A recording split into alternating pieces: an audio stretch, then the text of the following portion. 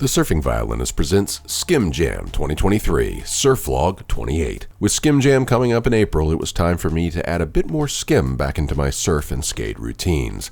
Right before the jam, I joined Justin and his kids for a session at Rick Seltzer. Justin hasn't skipped a beat since high school days of throwing perfectly shaped sprays off his stylish frontside wraps. I still can't get the cheater handplant laybacks out of my system. For dudes, sprays are like roosters crowing in the morning. As long as we can witness the effects of our stylish backflops, good enough for us. But that's the good thing about third-person footage, not so impressive from the outside when compared to a nice flowing turn like Justin's. John and I made a goofy Skim Jam promo video. Okay, looks like this time he's going for a 720 big spin. Let's see if he can pull this one off. Here he goes.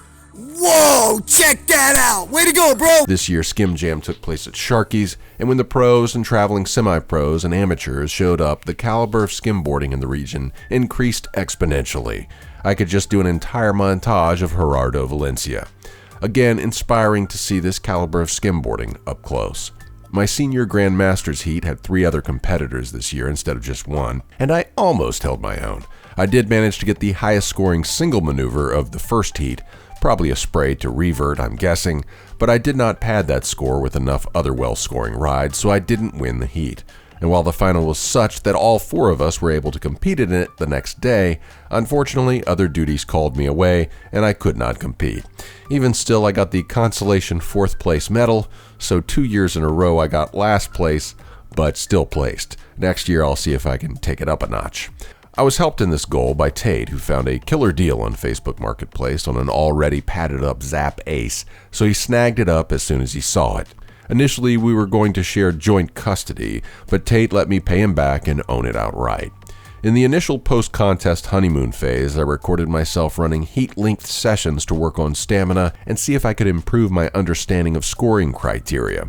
A good exercise, but perhaps a bit premature until I can actually do shove-its and big spins. Well, back in the real world, Gerardo won the pro division, and for the 2nd year in a row, our own local legend Skim Dillon won the semi-pro. Again, it was just such a pleasure watching these rippers in person. In skating news, the new park was open, and then it wasn't. The pool bowl was sick, and then it was full of rainwater, prompting Tripp and Tate to helm multiple citizen civil engineering rescue operations. Tate, Ken, and I took a trip to Santa Rosa, and again you can see a real improvement in my speed from my first runs to now 2 years later. On the way back, me and Tate checked the park and found that first blood had been spilled in the snake run, and the victim was still stuck inside.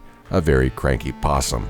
With the help of one of the engineers, we saved the little guy. Didn't even get a thank you. Poor dude had pitter-patter blood prints all over the thing, but he seemed to make it out okay. It was a pleasure to watch real rippers in the Flow Bowl. Tyler, Reed, Warren, and John put on a mini skate expo in that thing. The move of the hour was John's feeble power slide right in my face. I learned much.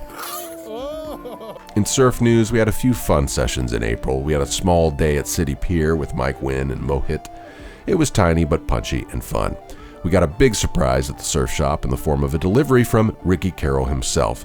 Not only did he hand deliver his own boards, but he surprised us with the news that Local Motion is back in the surfboard business and that he had shaped 2 retro models, one commemorating a button single fin 6.0 with the old-fashioned beak nose and a twin fish Bertelsmann.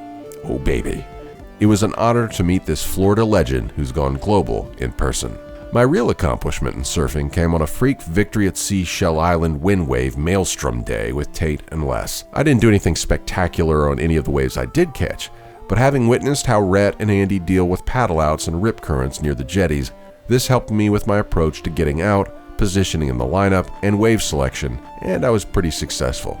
It was a noodle arm factory that left me feeling better prepared for the next one. Until next time, this is the Surfing Violinist reminding you to keep it consistent, even if the surf isn't. Godspeed, ex-Howleys in training. To see these videos early, without ads, join the lineup here on YouTube. You just need a YouTube account, and for $1.99 a month, you click this little join button and sign up to get early and ad-free access to 4 monthly vlogs.